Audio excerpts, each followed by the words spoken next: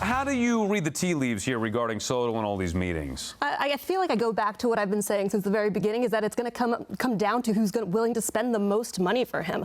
I mean, the fact of the matter is that Steve Cohen has the funds to pay $660 million for Juan Soto, and so does Hal Steinbrenner. But is he willing to do that since he's been more conservative in the past?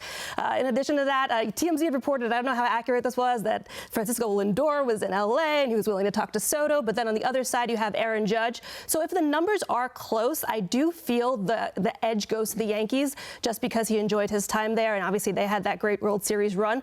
But the Yankees are very much in it. It's too soon to call. Yeah, I mean, I'm shocked to hear all of these meetings went well. I mean, they're offering the moon for this guy. So, and they're certainly not going to want to turn off any bidders. So you got to take all this obviously with a grain of salt or whatever. I don't think anybody really knows anything until we know. And I think maybe what could be the separator. I think Boras wants to get to $700 million just because Ohtani got there, even if it was with deferred money. I feel like Boras sometimes that he needs a platform that he needs to get to, a plateau he needs to get to. He went to 13 years to get Bryce Harper $300 million. So who knows? He might go to 14 years or whatever to get Soto that money. So whoever goes there. But I still believe Cohen's going to make the biggest offer, and I agree. I mean, that's going to, and ultimately that's going to be the difference. Do you think, Emmanuel, if you look at these two situations, Mets versus Yankees, you can make a case for the Mets being more appealing for their future, where they're at with their owner, the fun that they had last year, the success that they had last year, where they're at financially with their roster flexibility? Could you make a case?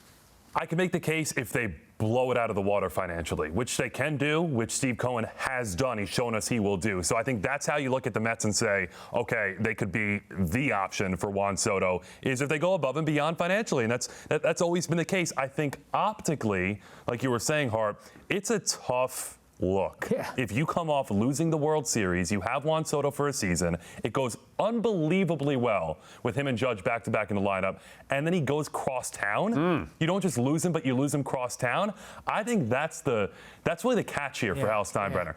Can you deal with the optics of that? Because I can't remember something recently which was optically worse than that happening. So, yeah, the appeal for the Mets is financial. It always has been financial. I don't think there's any other appeal other than the dollar signs for Juan Soto. But you look at the optics, the Yankees can't lose Juan Soto. Yeah, it sounds like you might disagree with me, but I think if that were to happen, it would be the greatest thing ever.